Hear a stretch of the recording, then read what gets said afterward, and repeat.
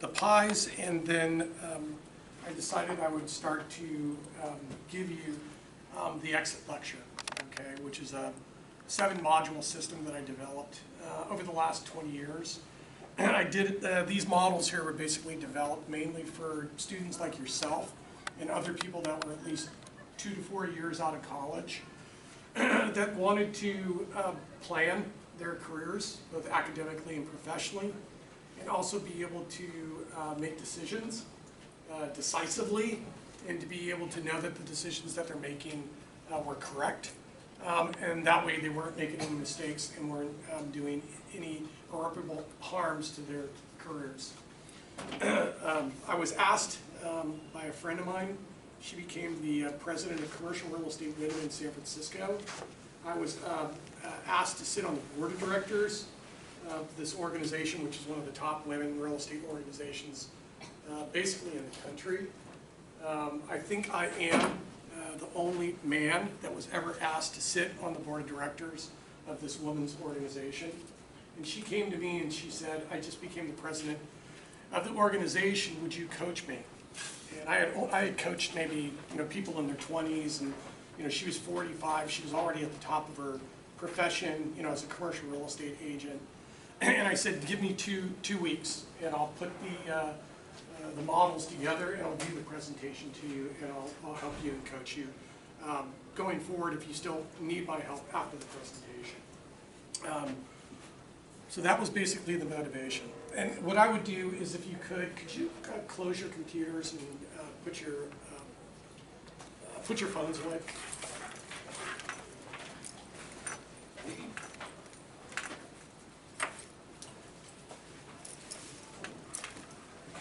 Because I can't have you looking at your phones while I make the presentation. It's too important of a presentation for you, okay, to be doing other stuff. So you got to stop doing stuff, okay?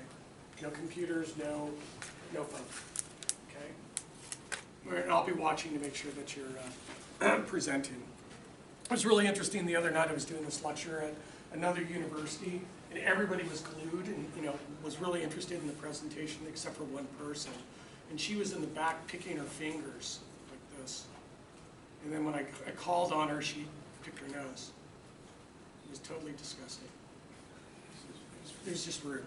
I couldn't believe it. So please don't be one of those people. So let's just go through quickly what we covered through the semester. First thing was really focusing on the business quality memos. Those, you're going to need to be able to write those kind of memos. I was approached by senior level executives, and they came to me and they said, your students cannot write memos. So will you incorporate the memo writing into your courses and show them how to produce business quality correspondence using memos?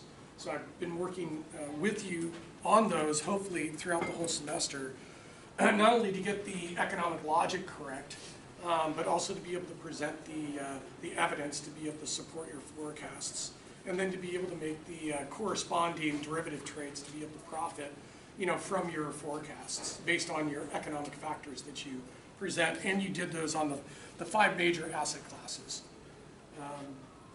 We also you did homework assignments and extra credit problem sets to be able to, so that you could practice, basically the finance mathematics.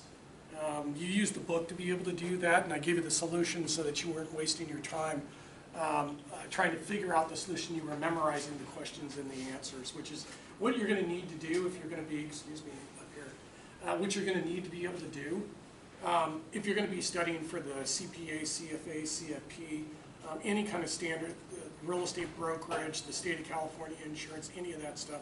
You have to memorize at least 2,000 questions and 2,000 answers to be able to pass these exams. So your ability to memorize those questions and problems and answers is extremely valuable to be able to do. We also did 3 movie reviews, The Inside Job, The Big Short, and I don't think Margin Call was very good, but you got to pick pretty much the third. The Inside Job basically lays out the origins of the financial crisis, and I think does an okay job of really talking about the short, medium, and long-term implications of the financial crisis.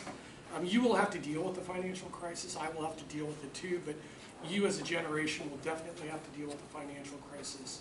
And the financial crisis was the biggest financial crisis that we've experienced in pre-World War II and after World War II. And we've never printed as much money as we printed before, and that's the legacy that my generation will be able to leave to you, is basically the trillions and trillions and trillions of dollars of debt. Because I come to the conclusion that my generation has pretty much no ethics or morality when it comes to taking care of the next generation, especially government officials. So I'm sorry, you will have to deal with it, and hopefully at some point you will become active participants, in policy and politics, and try to hold those people accountable. You also did the statistical pretest, which basically brought forward all the key concepts that were laid out in the book, but also key concepts that I have identified that you need to understand to be able to move forward more effectively in your academic and your professional careers. And especially the ability to be able to build regression models and understand what a regression model is, and be able to build those for forecasting purposes, because the regression model is basically the standard in which you will be utilizing to do any types of forecasts, either sales, production, returns, whatever it is, you're going to be using regression techniques to be able to do that. And then I gave you feedback on your resumes. Some of you didn't have resumes. Some of your resumes up here, some of your resumes were, needed to be worked on. You're going to need a good resume if you're going to get an internship or a job. And you're going to need a resume if you're going to be applying to a good school. And a lot of you have already asked me to give you letters of recommendation to colleges so that when you graduate, you can move on and do a master's degree. Well, I need the resume first. I need to know who you are. So the resume was extremely critical in my view. And then you rolled that all up into a deliverable package, which is a multi-assessment method instead of a single assessment method that's basically given to you intermittently throughout the semesters, testing your comprehension on what was presented in class, but also presented in the book. I really don't believe in that methodology. I think it's really good for the top 90th percentile of the class, but the bottom 90th percentile of the class, some people really have a hard time with exams. They have a hard time with comprehension. And I think a multi-instrument method that is rolled up into a deliverable package that's graded, and then giving you an opportunity to go back and correct your work with some input from me, allows you to be able to go from, some of you, from maybe the D or C level of the class to the A place in the class. So, I really work through these instruments. I know they're somewhat unorthodox and different from the other classes that you've been conditioned for over the last 16 years since you started school as a child, but I really do think that this methodology really, helps you and tries to focus and push you into the A category, and that's basically the standard.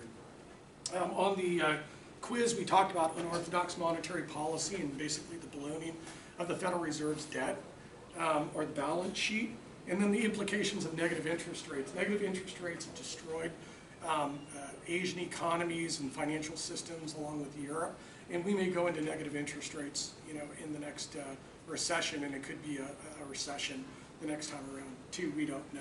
So you're going to have to deal with negative interest rate regimes and environments, and it's really hard to manage as a business or a financial institution in a negative interest rate environment. So we've never been here before in regards to negative interest rate in this type of fiscal and monetary policy. I think you'll probably become well aware of it in the next recession. Okay, and I've been through 3, and they're extremely painful. We've talked about yield curves and yield curve dynamics. The yield curve is basically the base rate in which all financial instruments are priced off of. So if you're going to raise any money in the markets, either public equity or private equity or public debt or private debt, or even borrow from a bank or anybody else, they're going to start off, with the yield curve and the maturity, whatever your instrument is, and they're going to start with that as the base rate. So all debt and equity securities are priced off of the yield curve. So you have to understand yield curves. You have to understand the theories behind the yield curves, and you got to understand yield curve dynamics. Because based on my research and others' research that we did at the beginning of the class, is once the yield curve inverts, which it just did about 2-3 months ago, which had made the stock market go through a convulsion and a major sell-off, basically is a predictor of not only stock market peaks but recessions. So every time the yield curve is inverted, over the last 45 years, or you can even go back 80 years or 150 years. The markets have peaked, and then we've been into a recession in 24 months. You were also in the class we went over at the beginning of the class, and I hope you were tracking the markets throughout the semester so that you start to monitor the stock market, the oil market, the gold market, the bond market, and foreign currencies. So at least when you're in your interviews and you're talking about what you're doing and what you're interested in, at least you know what's going on in the marketplace, and you can talk about it. And if you bring your memos with you and your pitch books into these interviews, you can show them the type of quality of work and the level of competency that you have within the finance field. We went through supply-demand dynamics, a Marshallian supply-demand analysis using supply-demand graphs, and then what economic factors shot the supply and demand curves either up or out or up or down. And then that logic of the supply-demand analysis was actually used to identify the factors that drove the prices of these asset classes up and down that you applied within the memo.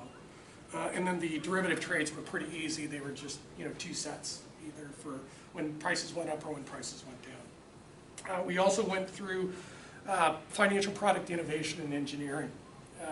This is where the future of finance is. Okay, coupling big data analytics and computing with financial instruments and risk management strategies is the future. All major financial institutions, we looked at JP Morgan, but if you look at all the major financial institutions and brokerage firms, they engineer product and process. And I've been hired to work on actually 4 of them right now. I got 4 of them in the pipeline, either process or new products that are actually being developed. And you also applied the S-curve, which is the standard, operations research and industrial analysis to be able to look at continuous sequencing of technology innovation, within an industry. And if firms can continuously to innovate new products and they're successful at over time, then the market will assume that they can generate cash flow growth rate consistently over time and maximize the value of the company, which is the goal, okay, is maximization of wealth. And then if you're a senior executive within the company, you will be given stock options and stock grants so that your motivations are aligned with the individual shareholders. And I highly encourage you, if you do have an opportunity to go work for a publicly traded company, do it, okay? Because that's where you're going to make the majority of your life, okay, is in those stock grants and those stock options. We also learned modern and postmodern portfolio theory, basically looking at the expected return of the portfolio and the portfolio standard deviation.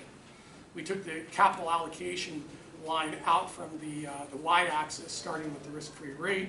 We traced out the efficient frontier, and we traced out the utility curves. And where the utility curve and the capital allocation line and the efficient frontier are tangent, that becomes the market basket. And we also went through the different market baskets of the evolution of the markets over the last 80 years. And we started off where it was just 70% bonds and 30% stock, to the point now where you have alternative assets have actually exploded over the last 10 years as an investment class, because the risks of investing in stocks and bonds has increased significantly due to the volatility in interest rates. The Fed driving interest rates to 0. It's never been done before. Then if you add the alternative assets to your stock bond portfolio, because the returns have low, no, and negative correlation to stocks and bonds, it bows out the efficient frontier. And if you get a bowing out of the efficient frontier, the expected return drops, but the portfolio standard deviation drops in even more, which means that your risk-adjusted rate of return goes up. And if you can give your investors at least an 8 to 10% rate of return on an annual basis, the portfolio is going to double in less than 10 years. Excuse me, can you not talk while I'm talking, because it's extremely distracting. It doubles, in less than 10 years. And if you can do that, you're going to get assets under management as an investment manager and investment advisor. We also looked at the wealth effects associated with life insurance. Anybody who's anybody at a certain level of an organization or a certain level of responsibility has a ton of life insurance, because they need to be able to hedge off mortality risk, which is the biggest risk next to tax risk. So we're all going to die. But if we have families around us, that are depending on us, along with other businesses, both for-profit and nonprofit, we need to have enough life insurance not only to pay off all of the debt and all of the taxes that are going to come due, but also to take the income to hire other people to basically to replace us. Because the human capital and the human equity that we built and retain is really hard to replace. So that was the modern portfolio theory. And you can also bow out the efficient frontier by using derivative contracts, by writing the forwards and the futures and the call options on the futures and buying the put options on the futures. You can hedge off the downside risk of the value in your portfolio by using those derivative contracts as portfolio insurance, which everybody does. Okay, so these are just the standards. We also memorize the derivative trades. Okay, usually the derivatives are talked about at the end of the class, but I like to bring them forward in the class because they're usually the most complex, so that we're constantly talking about derivative trades throughout the whole semester, particularly when I'm going over and checking your memos.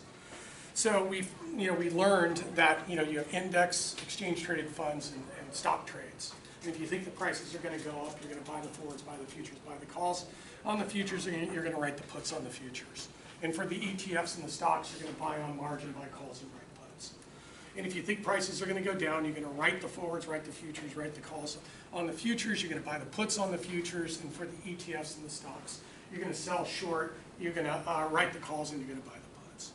So I needed you to be able to memorize that. We also went through the technical analysis, and you actually utilized the technical analysis when you did the JP Morgan analysis by going back 3 years. A lot of you worked with me to go over the technical analysis to make sure that you are identifying the supports and the resistance, but also the trend lines, both long-term and intermediate term, but also identifying the breakouts either to the upside or the downside. We didn't have to deal with the downside breakouts. You also learned about a half a dozen high-level technical theories that are applied by the majority of traders that are trading the major asset classes.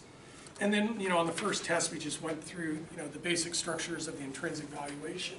And then we did some examples, and some problems.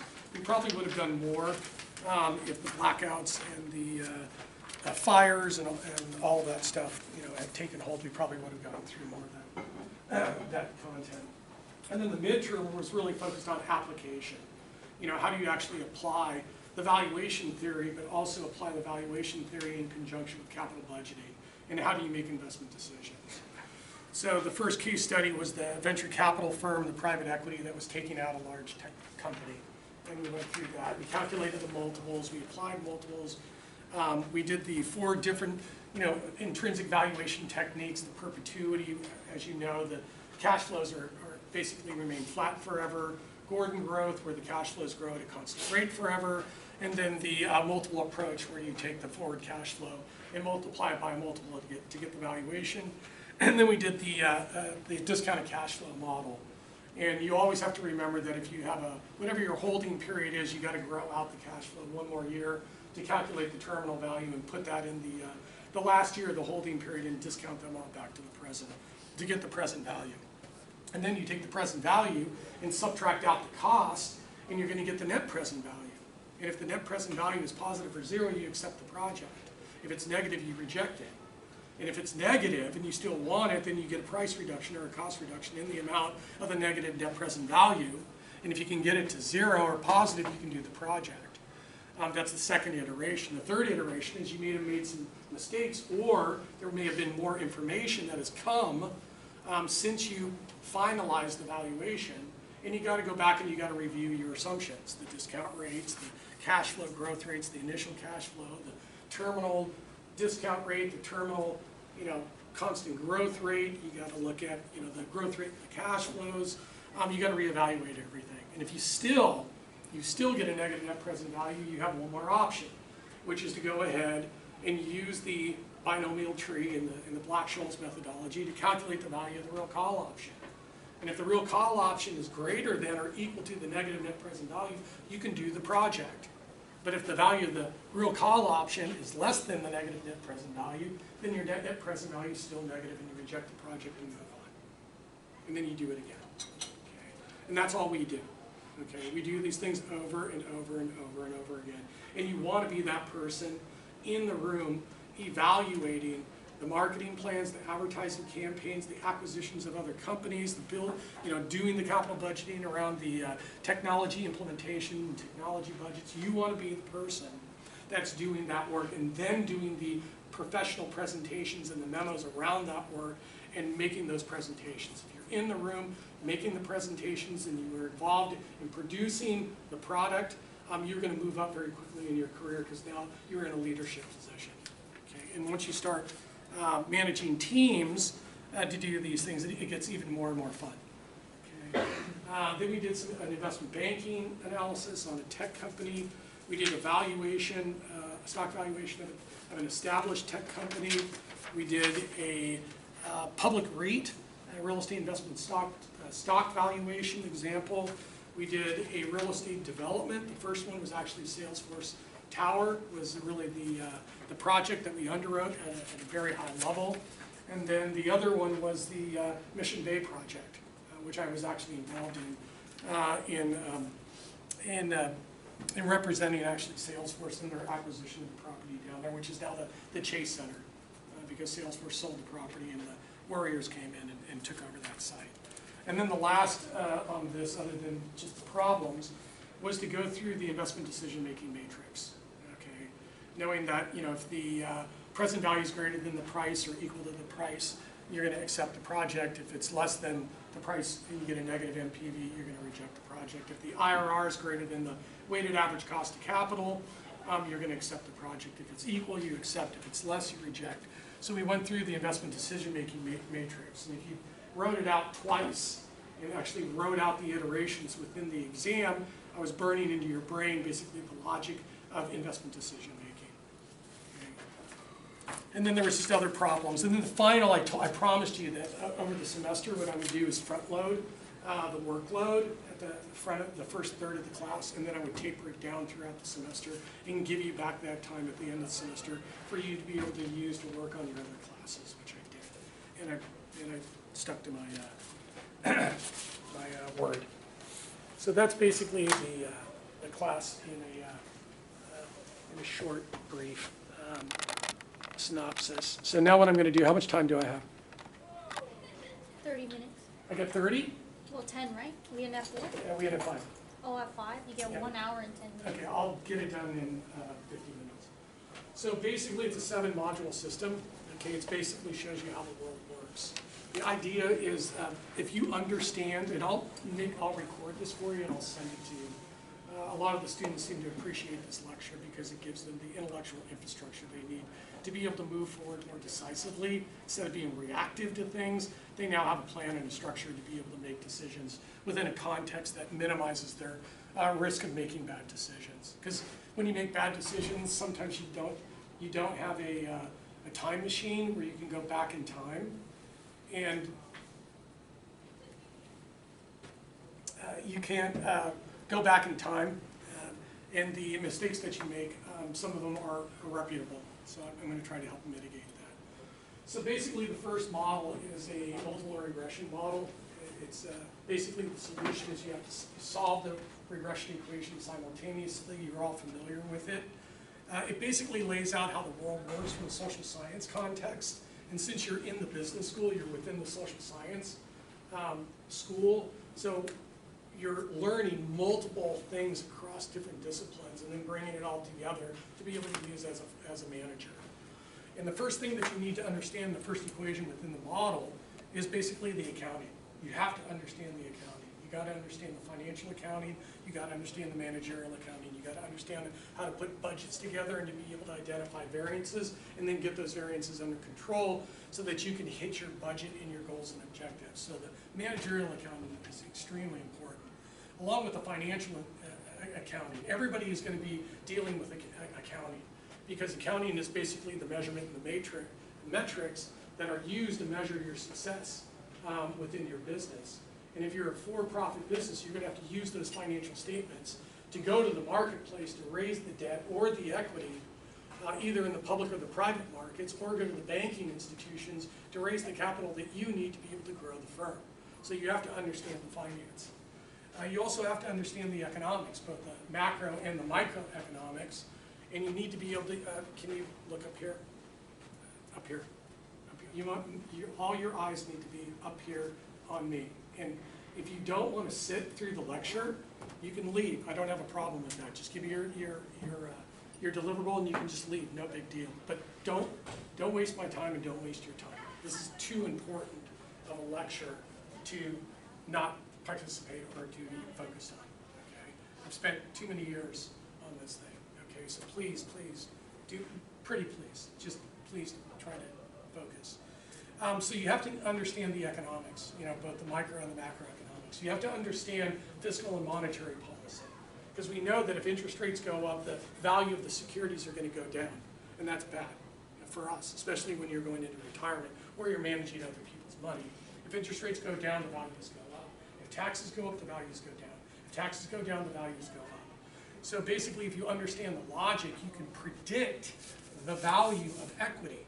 If you understand the models, and you understand the disciplines, and you understand the data, and you understand the logic within the applications of the different schools of thought, you can predict the direction of the value of the equity. And that's extremely important because you're going to own stock. And if you know that the stock market's going to go down, you either have to sell or short it. If you know that the value of your portfolio on the market's going to go up, you need to leverage it and take advantage of it. So it's extremely important that you be able to forecast the value of the equity. Also the equity within the real estate that you're going to own, and also your human equity, which is probably the most important thing that you need to be able to forecast, is what is the value of my equity going to look like in X number of years in the future if they start raising taxes or raising interest rates over the next 3 to 5 years. We're all going to be hurt, and some of them are going to be hurt. Some of us are going to be hurt even more than others. Then the policy, the political science, policy formulation. Policies are probably the #1 factor that's going to impact the value of equity, both up and down, based on the policy outcomes. So the question is, do you understand how policy is actually formulated at the governmental level, both federal, state, and local level? And these policies that come up either from the public that have a grievance and they want policy to be done or public goods to be provided, or it comes from the legislature or it comes from the executive branch. It goes through a political process, and once the policy is actually enacted by law, it goes and it is administered through the bureaucracy, and those policies will have direct or indirect economic impacts upon you. And then you take those policy outcomes, and if you're being negatively impacted by these policies, then you have some grievance through the legal system to be able to redress some of those issues based on legal philosophy and based on precedent. You have to understand the philosophy too. Philosophy and theology are extremely critical, especially if you're going to go global. You have to understand the theology and the philosophy in which the cultures, the economies, and the financial markets exist. It's very different in the Middle East, and it's very different in Asia due to different types of religions and different types of cultures. So you have to understand the philosophy and the theology. And the theological systems basically were designed thousands of years ago, and if you look at the way our society and economy and the power structures are really set up, we're basically emulated of theocratic systems that were designed, 5, 10,000 years ago. Our philosophy here is Western European philosophy based on Jean-Jacques Rousseau, John Stuart Mills, Adam Smith, the founding fathers were all the philosophers that came over, took the best of the European model, and then created a new model here in the United States. What allows you to be able to solve this equation, I designed this when I was like 32. Now at 58, you can actually program this with big data applications, and with the quantum physics and the advancements in data processing, we can actually model this now and forecast the value of equity changes. Couldn't do that in '96, can do it now. And what actually keeps this model together and allows you as the individual to be able to solve this problem is because you, not the computers, it's you that can actually solve this equation, because you are a biological being. You have a biological system, not an electronic system. The biological system is way more powerful than the electronic system. Your brain processes a trillion transactions a day. A trillion transactions a day. Most computers can't even do that. So you as an individual have the compute power and the storage capabilities to be able to understand how the world works. And if you study and understand these areas and can predict where the value of your equity is going to go, you're not going to make any mistakes, and you're going to actually accumulate and build wealth over your lifetime. What actually keeps it together is the linguistics and the language. English is the standard language for business. So everybody across the world at a certain socioeconomic level speaks English. It's standard. Our cultures are very similar now. You go overseas now, you go to any major tech hub or financial hub, we all basically dress the same. We all speak English. The nuances is just the culture in which the society had evolved from, but there's now standards of communications. And the standard now, which has actually enabled us to solve this in real time now, is really the coupling of telecommunications and technology. Your computer, your handheld, is a supercomputer. And so you basically have supercomputing embedded in your hand. You have the capabilities now to be the most powerful generation on Earth, to be able to then wield your power for either good or evil. And that's going to be your decision going forward, is will you adhere to ethical moral standards, or will you do something else? And that's going to be up to you, and you will be confronted with ethical decisions and moral decisions throughout your career. And then the last piece is really the architecture. Architecture is basically the reflection of a civilization's civility. If you look at the architecture in most central business districts across the world, it's the architecture. It's the beauty of the architecture that basically reflects the civilization and its advancements. I'm sorry to say there is no architecture, and there really is no civilization in Mosul. There is not much, left in Baghdad, Idlib, other places like that. They can't do this as an individual because their cultures have been destroyed.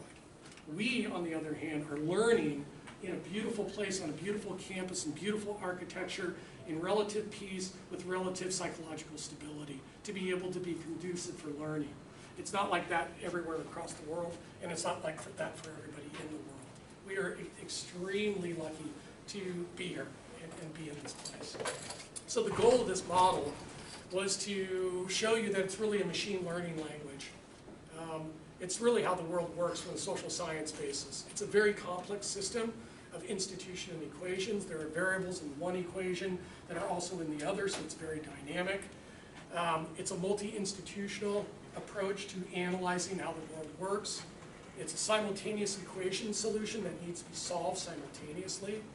It's multiple regression of big data, and it's a biological processing model with infinite storage and infinite processing capabilities. The next model is you're going to be talking to a lot of people, okay? And the first thing you need to be asking is, where are these people coming from? Where did they grow up? Where did they go to school? What was their family life like?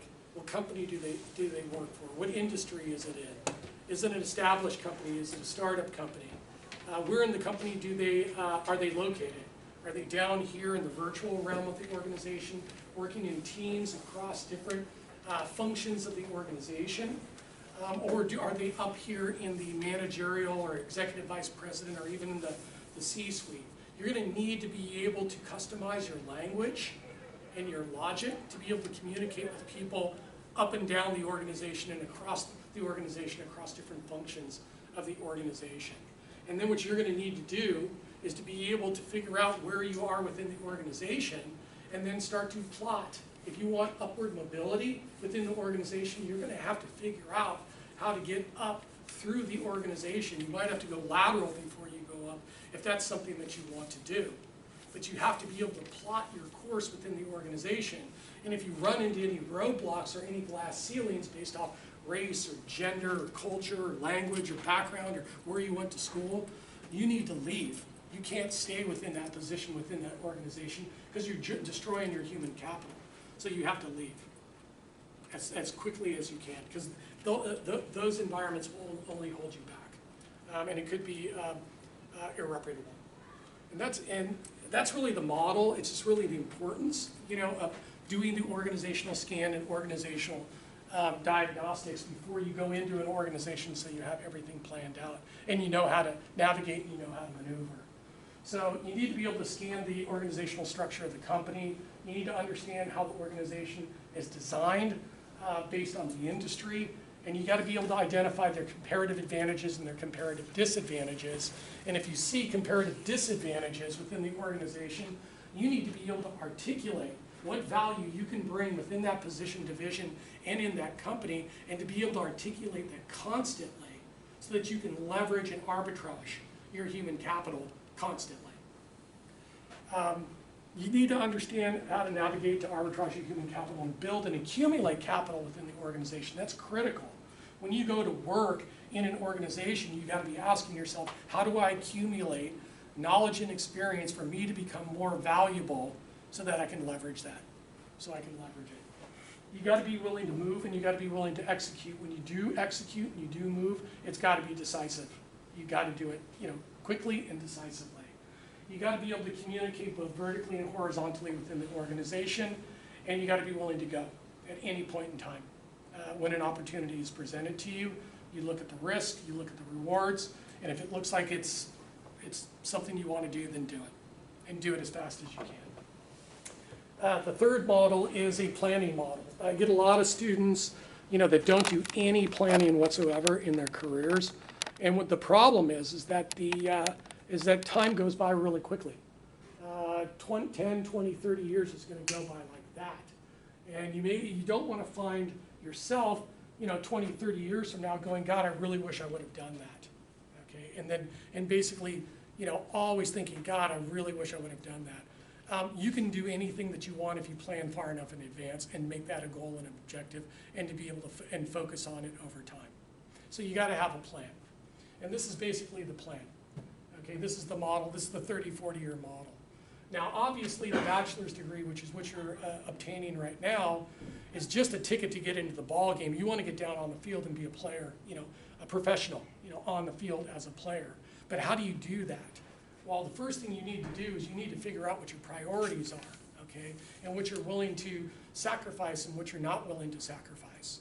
And a lot of us have priorities, such as family and friends and sports and music and your job and school, but you need to understand what you're willing to sacrifice and what you're not willing to sacrifice. Because if you want to go up here, into the EVP or the C-suite, you're going to have to make a lot of sacrifices to get up there. And the question is, are you willing to do it? Okay? And to be able to move through this career, there are going to be people that are going to be in front of you that may be obstructing you, projecting their own negative psychologies on you to try to hold you back, either overtly or unovertly.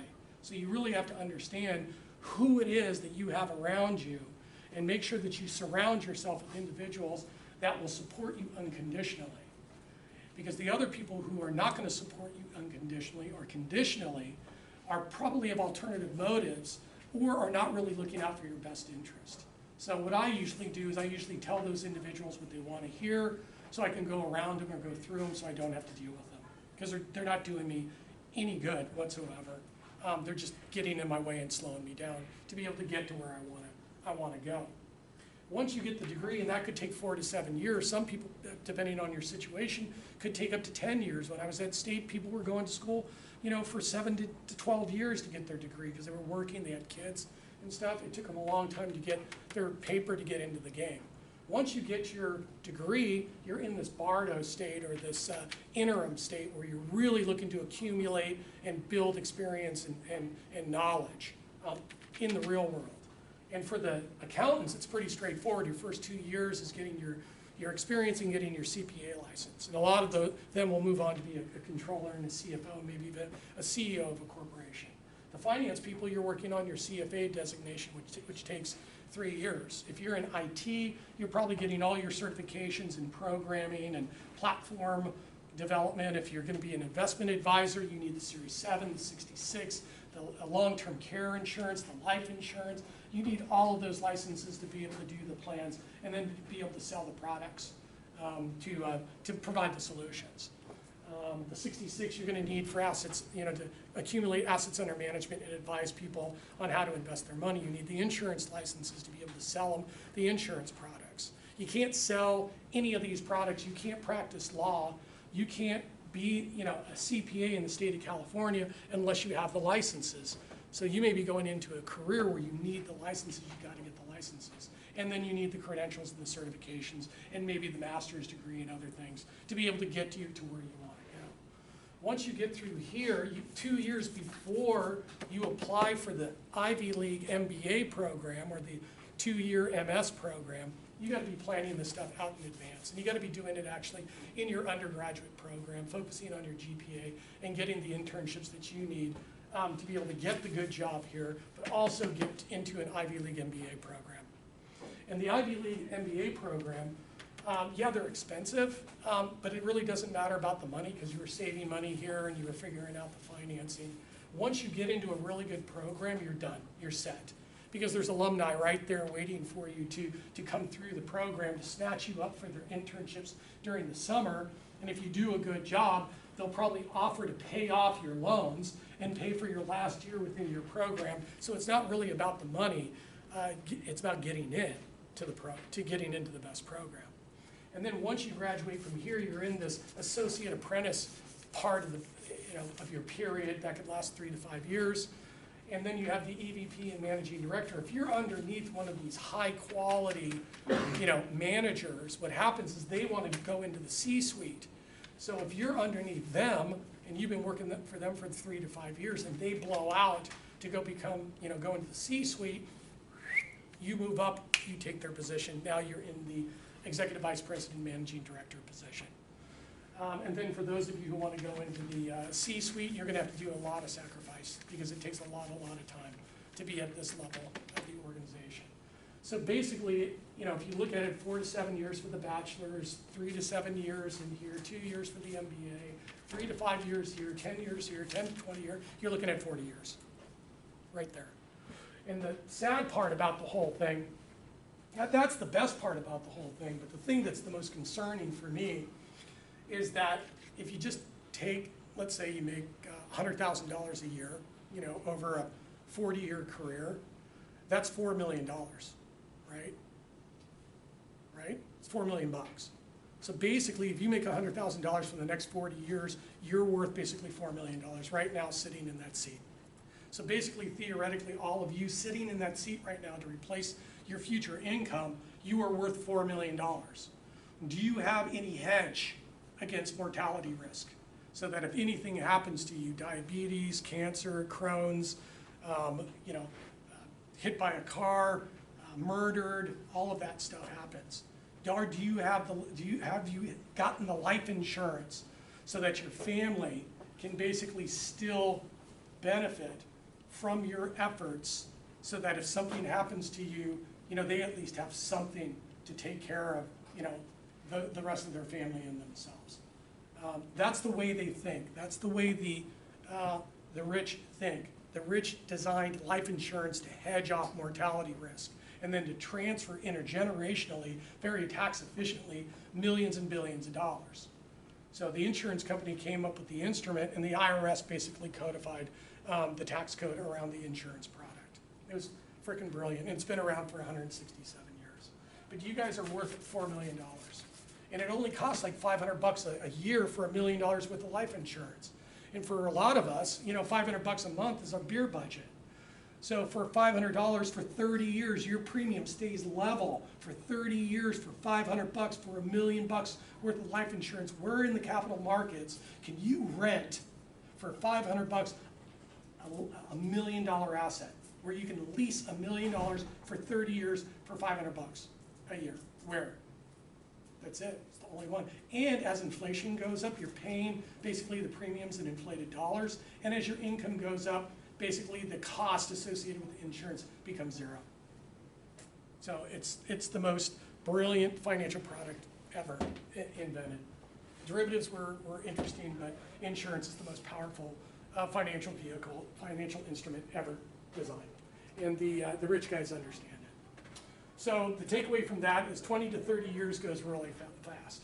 You need to plan and stay on track. Do not worry about the money. Shoot for the best school, shoot for the best program. Do not let anybody get in your way. And if they do, Go around them, go through them, go forward. Just do not get distracted. Do not get held back by other individuals. Because most of the time they don't even understand what you want to do. I mean, when I was in my 20s working a dirt parking lot out of Candlestick, putting myself through school, I told my parents and I told my friends I want to be a financial engineer and a financial economist. They didn't even know what that was or what it took to do that. You know, the degrees and the advanced degree and all the experience and stuff. They had no freaking clue. And they would come to me always, and as I was trying to tell them how excited I was about my future, they would say, oh, Larry, you just like school. That's what they would tell me. And I got to the point where it's like, I said, forget it, I'm not even going to explain it anymore. I'll just show it to them over my 30-year career. And when they would say, I like school, I just told them I like school, just to get them out of the way, because it was too distracting. They really didn't care, really, at the end of the day. Because they would have supported me unconditionally if they really did. Okay, it doesn't matter. The next model, this one is extremely important model. These all were important models, but this one is even more important. This is the psychological model, okay? Because we're going to be dealing with individuals and individuals within organizations. We're going to be dealing with clients. It's all going to be psychology-based. And it's going to be psychology-based for you, too, okay? And this work was basically taken by Albert Bandura from Stanford University. Bandura has done a lot of research, you know, in psychology around modeling and self-efficacy.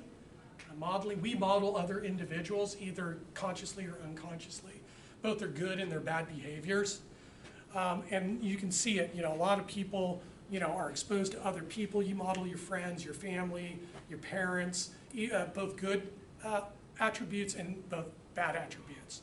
But basically we emulate other individuals.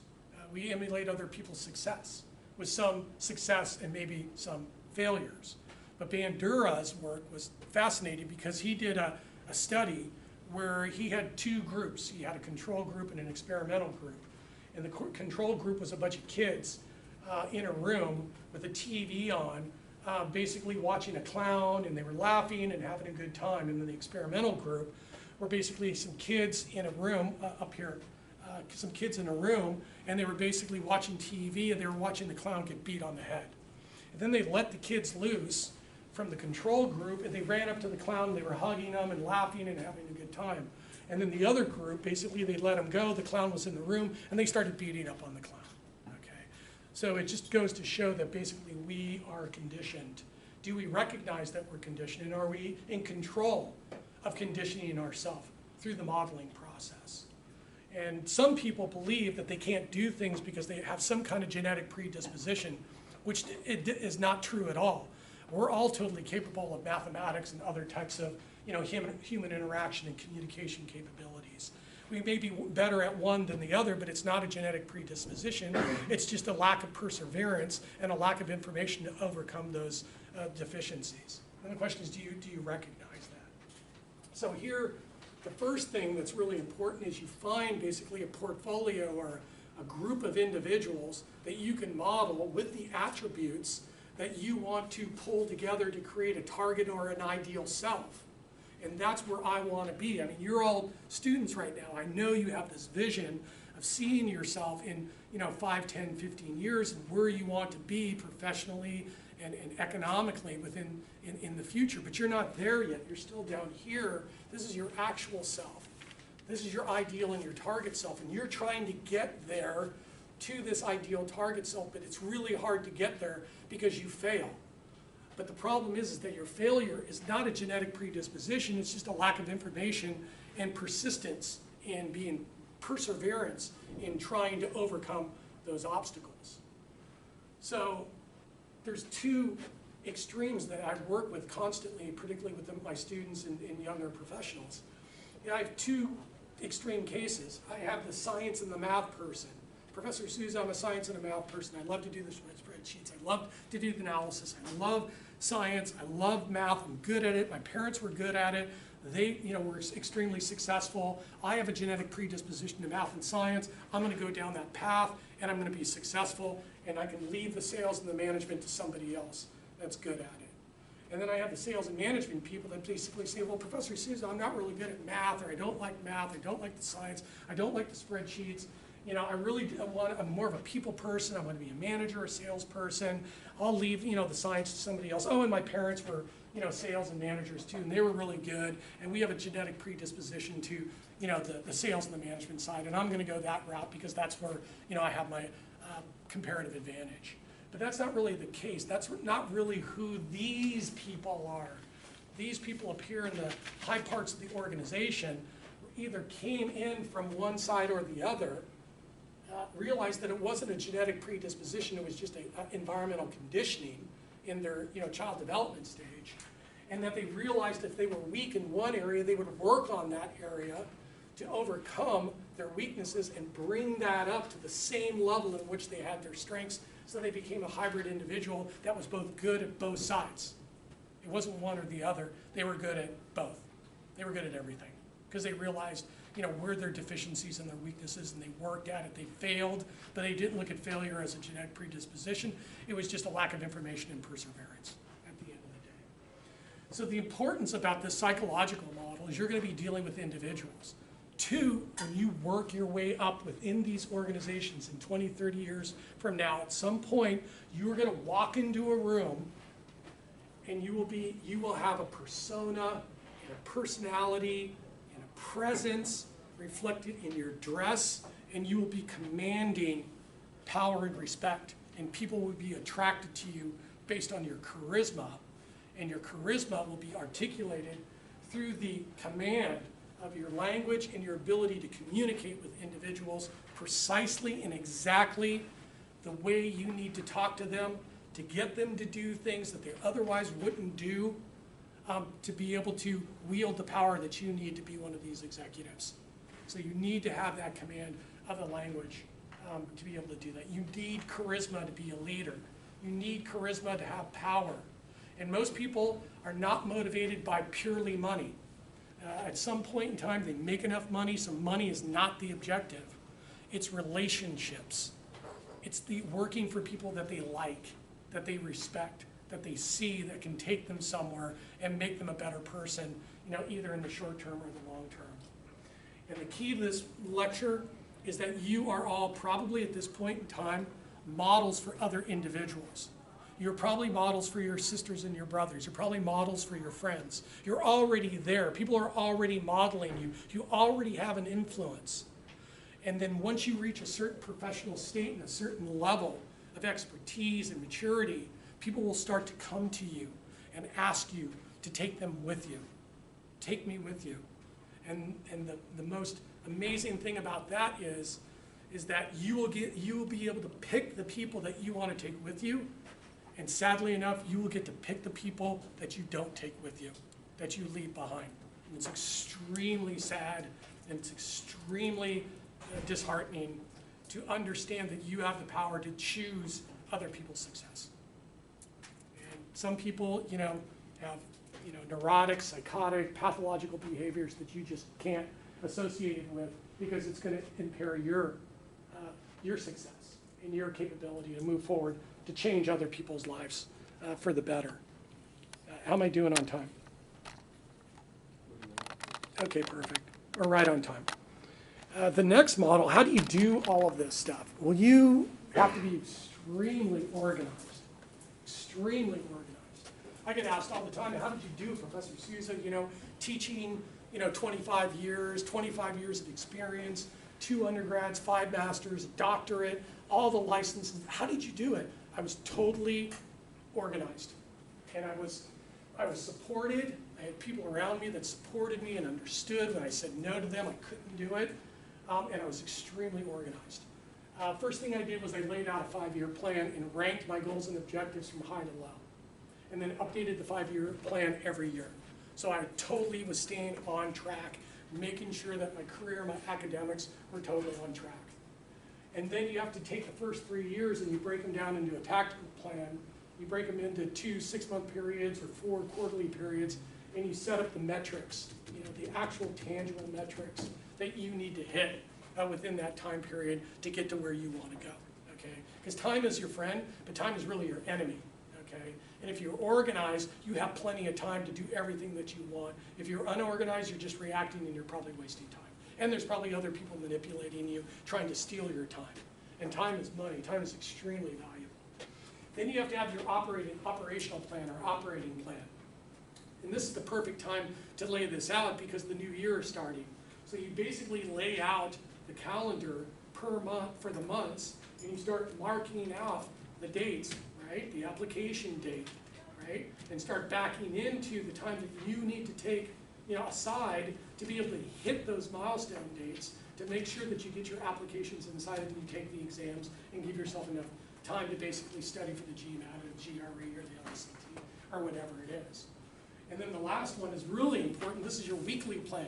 Okay, you need to have your weeks planned in advance. And usually what I do is every semester I sit down and I look at my calendar and I start blocking out all of my classes. And I start blocking out my office hours. I start blocking out my work times. I start blocking stuff out. So I know exactly what I'm doing for the whole semester. And then I start backfilling and filling in stuff as it becomes, starts to become clear what I need to focus on over the next 2 to 4 weeks. Now what's beautiful about time and the weekly schedule is that the world runs on the same time schedule, the same weekly schedule. I mean, the cultures are a little bit different, but it's pretty much all the same. You get up at 5 o'clock in the morning, you do whatever you need to do between 5 and 8. From 8 to 9, you're basically traveling to your job or your school or whatever you're doing. You're working from 9 to 12. Then you got some free time between 12 and 1. Then you're working between 1 and 5. Then you're going to wherever you need to go from 5 to 6. And then you have 6 to 11 o'clock, and maybe some of you, stay up till 12. So it's not an issue of, I don't have enough time. It's just you're not organized. Okay, you have plenty of time to get the stuff done. It's just, are you organized and have you blocked out the time periods that you need to hit those milestones and understand where your free time is so you can start plugging in those free times or those times to become more effective in your time. So time management is extremely critical. I couldn't have done it if I didn't adhere to this model. And people think you're crazy too when you're extremely organized. And now with, can you focus that on me, on this too? And now with computers and everything, there's no excuse, right? Because you can get alarms and stuff and you can program all that stuff. So you're never late to anything. And I always give myself an hour. Before every meeting, I get there an hour early, just in case of a car accident or something like that, making me late, because you can never be late. Don't ever be late, okay? You can always be a little early, but never be late. The next model is getting towards financial independence. You all, some of you may already be wealthy because of your family and stuff, but maybe a lot of you aren't, so you're going to have to accumulate wealth. And if you stick to this program, this is kind of the tortoise approach to accumulating wealth. I mean, you already know you're $4 million, worth $4 million. You do this program and you do it right, you're going to be worth $8 million. So there's two types of individuals. There's the person, the hare, Aesop's fable. There's the hare that's always chasing yield, looking for the highest return with the highest amount of risk. And I've seen those people lose tons of money doing that. And some of them never even recover, and then they become desperate, in their older age. It's really sad. And then there's other individuals that kind of stick to the program, accumulate their wealth, protect it to make sure that nobody steals it, and then they can live a very happy life at a very high standard of living. And then when they pass away, they can basically leave the wealth to their heirs very efficiently. And I'll walk you through those, the financial plan, and I'll walk you through the estate planning solution. So basically, here you are. There's the qualified side and the non-qualified side. If anybody's interested in investment management or finance, you're probably going to find these next two models extremely valuable, because I'm giving you basically the advanced planning that I have learned over the last 12 years as being an investment advisor. So this is called the MAH program. So you want to invest aggressively in the qualified side. So you're in your 401k, maybe a self-directed IRA. You, at your age, want to be aggressive, so you want to have most of your money in equities. Okay? And then you want to have up to about 25% of your wealth in this area. At some point in time, you're going to make too much money, and they're going to push you, Uncle Sam, is going to push you into the non-qualified or the after-tax realm. So you're going to pay your taxes, and then you're going to start investing your money. And you're going to put money in real estate or business or stocks or bonds, maybe a Roth IRA. is another way to do it. And you're going to be investing aggressively. And you're going to have 50% of your wealth on this side. And then what will happen is that your real estate, your stocks, those things are going to appreciate significantly in value over the next 10, 20, 30, 40 years. And you sell off the 20%, maybe it goes to 70%, you bring it down to 50, and you take that money and you bring it below the line in the safe after-tax realm, investing in muni bonds, cash value life insurance, and other guaranteed annuities that are basically going to pay you an annuity for the rest of your life so that you don't run out of money and you can live at a very high standard of living and then leave your wealth to your kids very tax efficiently. And I'll talk to you about how to do that too in a second. There are basically two sets of tools to accumulate and asset protect your wealth. The first is the risk management side. Okay, and that's where the life insurance comes in. Extremely important to use life insurance and other types of insurance products to hedge off risk. But there are also investment vehicles too. For example, like we just talked about the term insurance, you can get convertible term insurance, where at some point in time in the future, as you start to make more money, you can convert the term insurance that terms out into permanent life insurance, which basically means as you pay these large premiums, it's accumulating cash value in these policies. And at some point in time, the policy is fully paid up, so the $1 million goes to your kids, guaranteed. It's backed by a reputable mutual insurance company. So imagine you tell your kids, you're guaranteed to get $1 million. And what you can do is you can borrow back on the cash value within the policy. You can pull the money out tax-free to put a down payment on a house or send Ginny and Janie to college or to buy a car or whatever you need to do, and you pay back yourself, you pay back the policy. So you have your own bank. And then if you do pass away and the death benefit goes to your heirs, if you're underneath the estate tax ceiling, the IRS basically says, well, since you're buying the life insurance with after-tax dollars, the death benefit will go to the heirs tax-free. So you can borrow back on it tax-free, and the death benefit is tax-free. It's a freaking awesome product. It's amazing.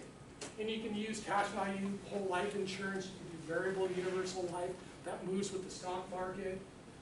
You want to get long-term care insurance and run it through your corporation because the premiums on the long-term care are tax deductible.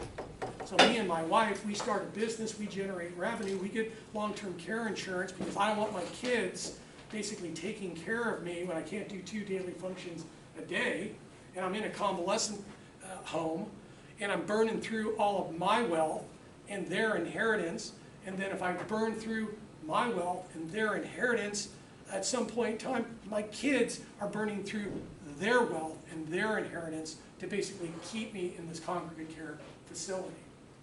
Now, if you don't want, to go live with your kids the rest of your life and be a burden, you're going to need to get the long-term care insurance, and if you set up a corporation in the United States, it's tax deductible for you and your spouse. It's amazing. Disability, and actually when you go work for companies and you get up to the C-suite in those areas, they're going to be slapping life insurance on you, so you better be healthy. Okay, you're going to have to go through underwriting, and now's the time to go through underwriting while you're young because you don't have any illnesses. You're young, and the premiums are really low. So now's the time to get as much life insurance for as long as you can because it's cheap.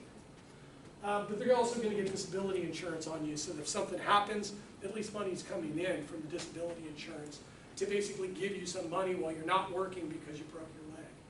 You're going to need property and casualty insurance on your real estate assets because if you're underinsured and there's a fire or an earthquake, you better be self-insured or have enough money to basically fix the building. And if you can't, and the building's been damaged, and the tenants move out, and you don't have the income to pay the mortgage, you're going to default on the mortgage, and the bank's going to come in and it's going to take the property from you. So you got to get the property casualty. And then the business umbrella insurance is extremely important. If you plan on going up to those levels of an organization and running your own business, you're going to be a target for predators. And they're going to come after you, and they're going to try to sue you to take your money. And what you need is you need business umbrella insurance so that you can call your attorneys in New York and have them fly out here to take those people out so you can focus on your business. So you're going to need that too. Once you get this the risk management tools and the investment strategy in place on here, you move over to the investment management side. Now the qualified side, which I just talked about, you guys are going to be going to work for companies that will give you a 401k. Okay, so you can plow money in pre-tax. It'll grow tax deferred, but you're going to have to pay the taxes at some point. You can pull the money out at 59.5 and not pay any penalty, but at 70.5, the IRS is going to show up on your doorstep and say, we need you to start liquidating your portfolio because we want our taxes. We want our taxes. So over here, you got the 401ks. Do not leave your 401ks in any company because sometimes companies go bankrupt and they just took your money. You roll the money into a self-directed IRA, and you hire an investment advisor to manage your money on your behalf. Then what you can do is you can take the IRA money, the money over here with the mutual funds. You might have mutual funds within your self-directed IRA, and the mutual funds will they fluctuate with the marketplace. And if you're getting close to retirement and the market goes down like it did in 2008, 9, and 10, you're not retiring. Okay, but what you can do is you can roll that money into a variable annuity with a guaranteed investment protection rider. It's basically a long put option that lasts 7 years. So I put $1 million into this variable annuity with this guaranteed investment protection rider, and let's say all of a sudden the market goes down 50% and my portfolio is only worth $500,000, the insurance company gives you $500,000 to make you whole. So you didn't lose any money. And what you do is over time, over like a 15-year period, is you take your money, you put it in, you let your assets appreciate, you pull up the exercise price, lock in your wealth, and you do it 3 times. So that within like 20 years, you've locked in all of that wealth so that if there's any corrections, it doesn't wipe out all of your wealth. It's basically a portfolio hedging tool. It's portfolio insurance at the personal level, or personal finance. And you can also take some of this qualified money and put it into a guaranteed future income annuity. And those are awesome too. So I got $1 million, I'm 50 years old, I don't need the $1 million because I got $3 million on my qualified side. I'm going to take the $1 million of the 3, and I'm going to give it to the insurance company. And the insurance company says, okay, you give me $1 million at 50, by the time you're 70, I will pay out 10%, or I will give you $100,000 a year for you and or your wife for the rest of your life. So you never run out of money. So after the financial crisis, people were so scared of losing money that the insurance company, New York Life, invented the variable annuity with the guaranteed investment protection rider and the guaranteed future income annuity. Awesome. And they came to market so quickly with the product, they still control 40% of the market. They were controlling like 50% of that market for a long time. Then once you're done with this area, you're going to be forced into this area. So then you're going to be in the non-qualified side. You're going to be taking after-tax money. You're going to be putting it in stocks, bonds, real estate, businesses, mostly in stocks, because you're going to need liquidity, right? So you want your money working for you, but you need access to the liquidity, because I need to sell my stock to put a down payment on a house, or buy a car, or send my kids to college, or do something like that. So I need, access to liquidity, but I want my money to be working for me. And when I liquidate, I'm going to be paying capital gains tax, okay, on the liquidation. Now you can take these variable annuity with the guaranteed investment protection rider in the non-qualified side, and the rich people love it because there's no limitations to the amount of money that they can put in here like they do over here. So they're just plowing money into these variable annuities because the money is accumulating tax deferred. They're not paying any taxes on the appreciation of the assets within the portfolio. And since it's wrapped in an annuity, if they ever get sued, nobody can come and get the assets in the annuity because it's a vehicle in its own right that's impervious to outside penetration from litigation or lawsuits. So it's brilliant. And then a lot of people like to put up to a certain degree into these guaranteed future income annuities.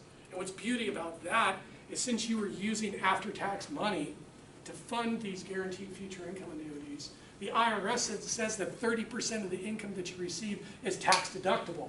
So you don't have to pay any taxes on $33,000, which is awesome.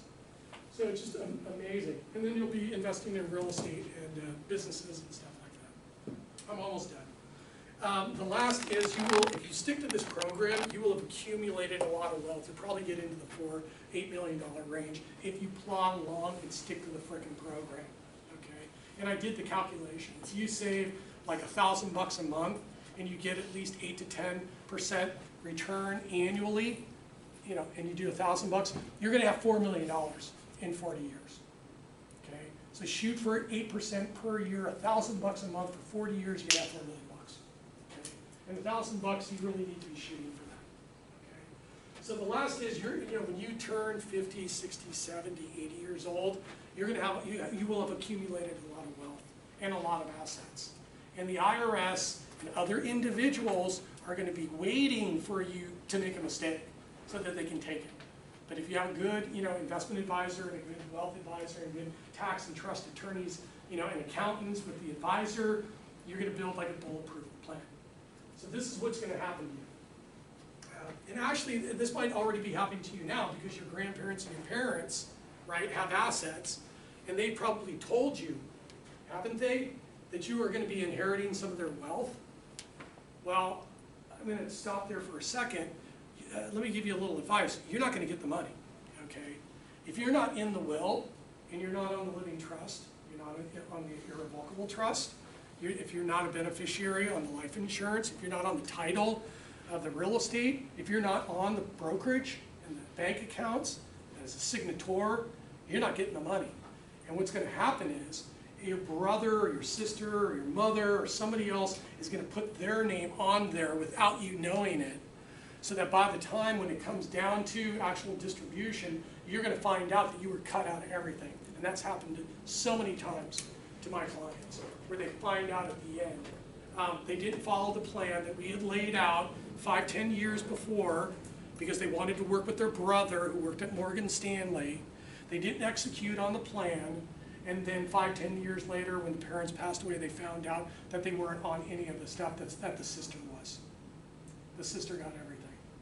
So you guys got to go back over your break, and you got to go talk to your parents and your grandparents and make sure that they have everything, and make sure if you're going to get anything, you better make sure that you're on everything, that you can sign for it. It's a tough conversation, but talk is cheap, right?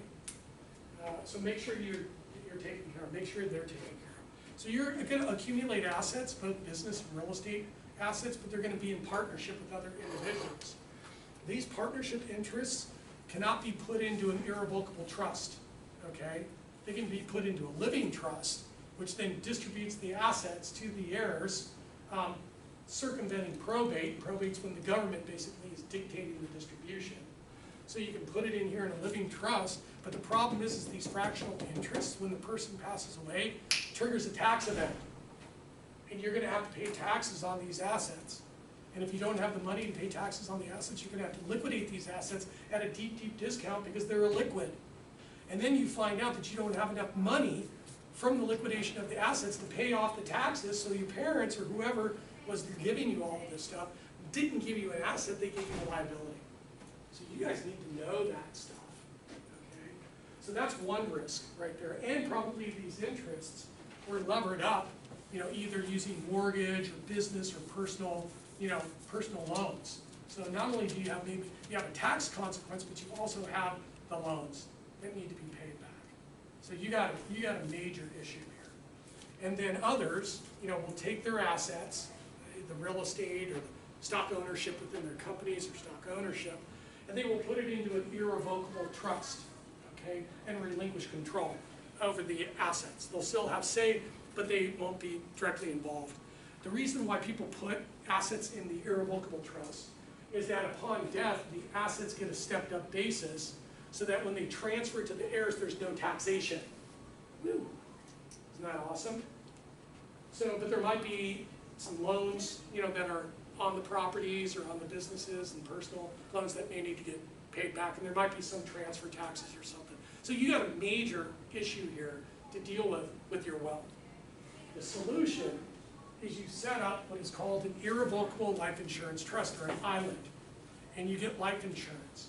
And you make the trust the beneficiary of the life insurance, and you take the income cash flow coming off of the assets to pay the premiums, okay? Or you pay yourself an income, and you pay the premiums after taxes to support, okay, the life insurance in here. You basically work with an advisor, you come up with the amount of death benefit that's going to extinguish the taxes but also extinguish all of the debt, so that when you pass away, the death benefit goes to the trust takes out all of the debt and all the taxes, and everything goes to you, tax and debt free. Thanks, Mom. Thanks, Dad. You guys are awesome. You guys are awesome. If not, if you don't have that set up, you're looking at a tax liability and maybe some debt that's going to have to be paid off. This is the structure that the rich families basically designed on the East Coast originally. And then almost all the wealthy individuals in the United States have advanced planners and advanced individuals that are basically guiding them on how to structure these types of structures to not only asset protect, but also to create a tax efficient and asset protected and transferring of the assets very efficiently and tax efficiently to their heirs. And that's how these families become multi-billion family offices, because they know how to distribute intergenerationally all of their wealth efficiently. And then you have the tax code that was basically written by their lobbyists to allow them to be able to do it. And if you understand it, you can deploy the same tools as the rich families if you understand this stuff. This took me 4.5 years to figure out. Okay. I just presented it to you, everything in 40 minutes. But I don't know about you, I love taxes. I love taxes. I love income taxes. Federal income taxes, 39 to 70%. Awesome, love it. State tax, 10%. Bring it on, love it. Capital gains tax, when I sell any appreciated asset, paying 20% right off the top, love it. Transfer tax on my real estate, 10%. And capture tax on all of the depreciation I took over the last 30 years, love it, 25% tax. Retail sales tax at 10%. I love taxes. Taxes are awesome, I love it. Bring it on, more and more and more. I want to walk away with the least amount of money at the end of my life. That's not true. You got to look out for taxes, because taxes is probably the biggest issue that you're going to be looking at. Okay? And you got to be really smart. And then the last piece is the estate planning and asset protection. Okay? The thing that's really important that you need to do right now is to get a will. Okay? Get a will with a medical directive in it. Okay? You can go up to LegalZoom.com and get a will. They get a will with a medical directive in it that basically states if something happens to me and I become vegetated within the hospital, that you guys can pull the plug on me. Because I'm not going to take down my whole family and all my family's wealth to keep me alive for a year or two. You know, at $1 million a year, it doesn't make sense. So I got to give them the power to basically take me out, because I don't want to take them down in the process. So that's the first thing. Second is when you do accumulate the assets, you're going to need a living trust. Okay, it's going to asset protect. It's going to allow for you to distribute and circumvent probate, which is great because the probate is really expensive. But again, you don't get the stepped-up basis like you do with the irrevocable trust. Okay. We already talked about the irrevocable, and these are two of my favorites right here: the dynasty trust and the generation skipping trust. Here's the scene. Here's the scene. Ring. Hello. Hi, Mom. How are you? Oh, yes. Ginny and Jenny are doing great this morning. We're having waffles and berries. How's Dad? Yeah, oh, great. Yeah, so good to talk to you too. What? What? You did what? You set up a generation skipping and a dynasty trust? Honey, we're not getting the money. The kids are getting the money. So basically the grandparents basically set up a trust to skip over you to get all of their wealth to your kids or their grandkids. Another way of effectively accumulating wealth by skipping over generations. And then the last one was is the charitable remainder trust. I have like a $5 million piece of property. I basically put it into this charitable remainder trust. I pull out $5 million, and when I pass away, the asset goes to the charity. So it's another tax efficient way of pulling money out, tax efficiently. And then the last one are intentionally defective trusts. Where those are basically trusts based on foreign treaties between countries at the estate tax level. That basically they have uniform tax and trust policies across different countries, and they have treaties between the two, so that like foreign nationals that want to come and invest here and set up trusts, you know, to distribute, asset protect, they can do that here. That's really advanced international tax law and trust law but you know, a lot of people do that stuff. So that's basically it, you know, for the class. I hope you guys learned a lot. I hope you thought it was interesting. I tried the best I could.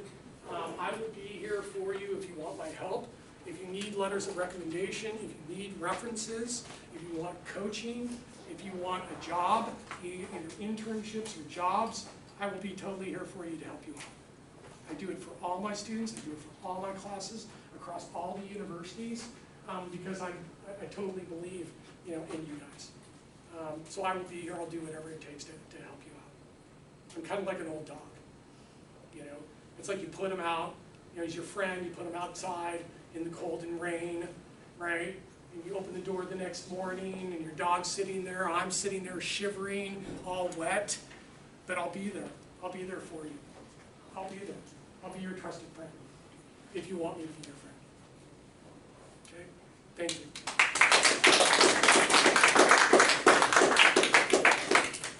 All right, so you can